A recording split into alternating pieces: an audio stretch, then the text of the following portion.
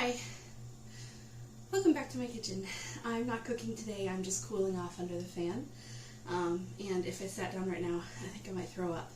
So today's workout was my first workout of week 3, phase 1. It's Wednesday. I just couldn't get it together last night. I ended up being up really late too, but I was working on the big clothing swap out in both of my kids' wardrobes, and it kept me up way later than I wanted to be up.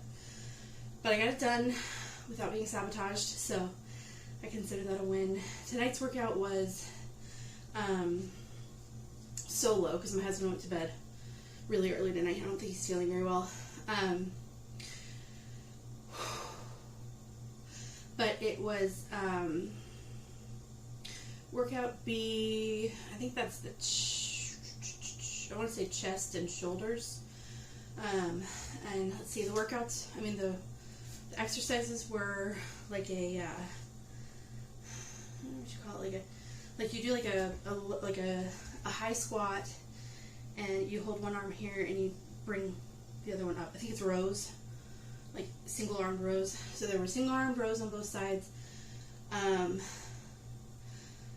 5 push-ups, 5-second hold, like plank between the push-ups for like 45 seconds or whatever, and then like just over and over until you can't do it anymore. What he calls new jacks, which are like jumping jacks, except on each jump you squat. So on that you do like an open squat and then a closed squat and then an open squat and then a closed squat, and you're jumping between them. And you just keep your hands here instead of flailing. I do prefer it to jumping jacks because I don't like flailing, but they're hard. Harder than a jumping jack.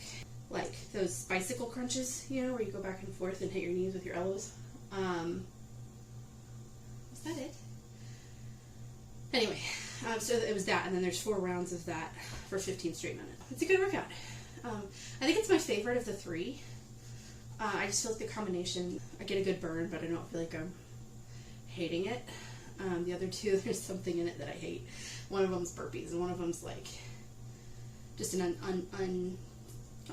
unfair amount of squatting. But there's squats in all of them. My husband noticed that. He actually, I'll put a screenshot right here, or a picture right here.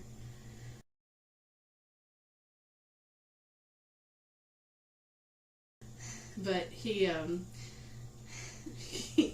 I guess he did the leg workout with me, and he was like, "Why are there push-ups in this?" So he put, I didn't notice before, but when I logged in and I was flipping past them, he went into the Plex and added to the description, because I guess you can customize it, not legs. Which is funny because then I think we did the arm workout, and he was like, "Why are we squatting so much? I thought this wasn't the leg workout." So, but I think the whole point is you're activating as many muscles as you can, as hard as you can, so that you can get HGH. Obviously your legs are the bigger muscles, so you want to activate them in every workout. So it makes sense to me for the goal of the whole thing. But I am glad that he's including a lot of arm stuff too, because that's sort of my problem area for where I carry the weight, and I know that everybody says you can't do isolated weight loss, just lose the weight and the fat will come off everywhere. But I'm the most anxious to have it come off of my arms. I carry it very evenly across my whole body, which makes it harder to tell when I'm gaining and losing weight. I have to really have a dramatic, significant amount of either weight gain or weight loss for it to be very visible. It also means that I rarely have to change clothing sizes. So it's also a big deal and kind of a dramatic deal if I do have to go up a size or down a size, because my body just sort of distributes it very evenly. So that has its benefits and it has its problems. I think I do need to just commit to weighing myself every day, for the sake of keeping track of that, since I can't count on just the mirror or my clothing.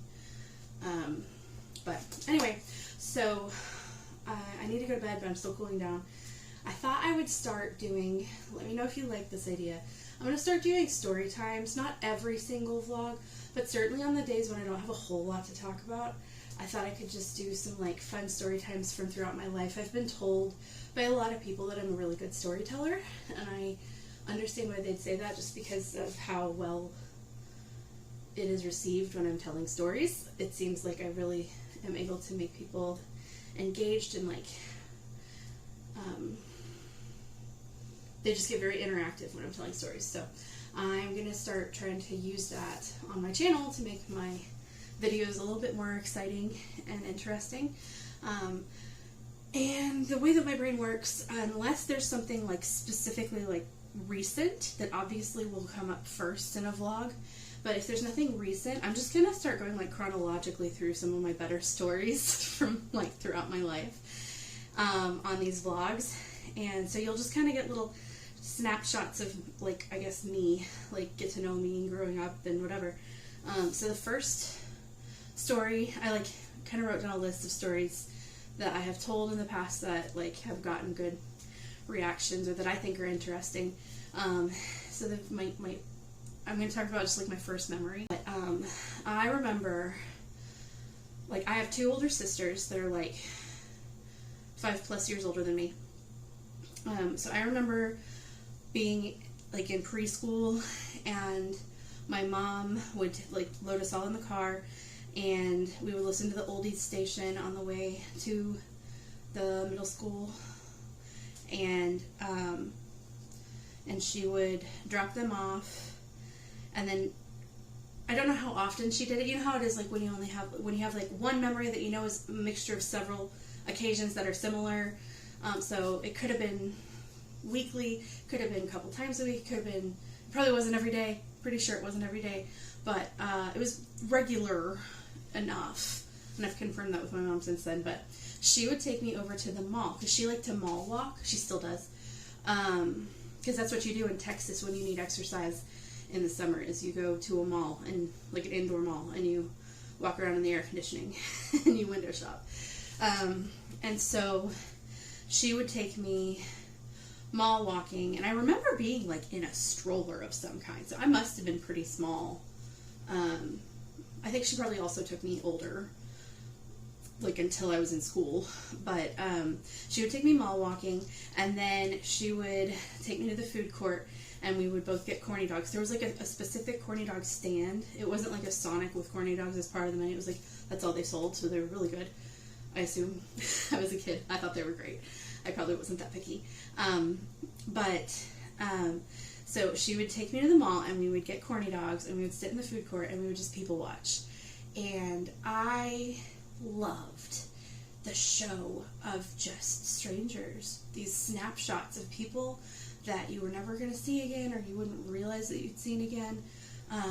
Just this parade of variety and personality and sometimes drama, and that is like probably my, like, it's my first memory that I can think of, and it's one of my favorite, like, fondest memories of just like quality time with my mom and stuff. And it's why I think, now I don't know if it just sort of tapped into something that was already innate, like nature nurture kind of thing, or if it was what like instilled in me, but it awakened in me this passion for people watching, and just this fascination with other people's stories. It's probably why I am so into watching YouTube as opposed to like television, because it's like real, and it's this opportunity to get behind people's snapshots, like these people that I might walk past, you know, in the grocery store. I get to like see into their lives a little more, hypothetically, you know. So I love YouTube for that, and it just totally appeals to my people watching like sense. And but it's funny because like it also has just like translated into my life, because I have mentioned many times that I am a trained chef. One of my favorite, or several of my favorite jobs, were working at a specific coffee shop. I was a barista, and then I was the baker there. and a barista. And then I was a barista again there at different points in my life. It was my favorite job because it was just getting paid to people watch, basically, and to cook and feed people and you know, bless people by learning about them and then remembering them and, you know, perfecting the art and the craft of coffee. And so that, it's funny because it like bled into my career passions. And then I think I've mentioned it at some like various points, but I went back to school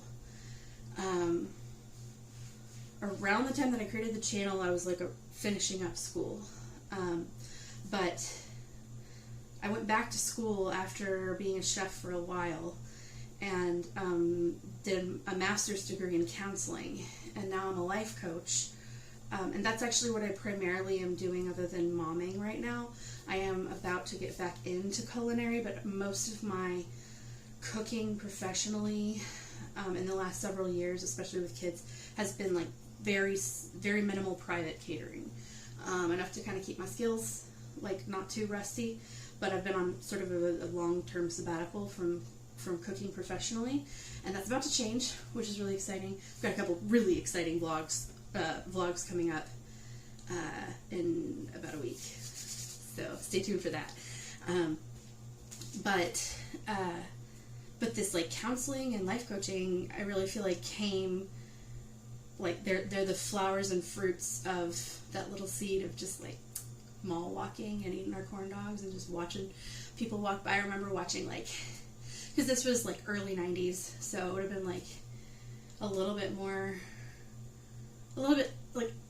bit less common, but I remember specifically like just like the tattooed people and the people with mohawks and like people with just like extremely vibrant senses of themselves expressed through their style or their mannerisms or their posture or whatever.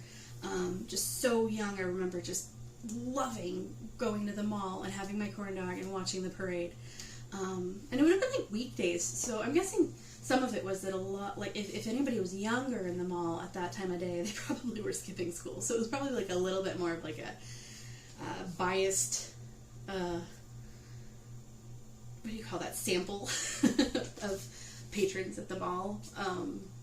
Like little old ladies and then like kids skipping school and then like, you know, moms with their preschoolers or whatever. So anyway, so that's my first story. And I'm just gonna let me know what you think in the comments if you like this sort of addition of sort of storytelling and background. And I will just continue doing it until I get feedback, I guess. So please like and subscribe, and I would love for you to just tell me like what's one of your favorite snapshot memories like that of like when you were really, really, really little, like one of the earliest things you remember. I'd love to know in the comments. So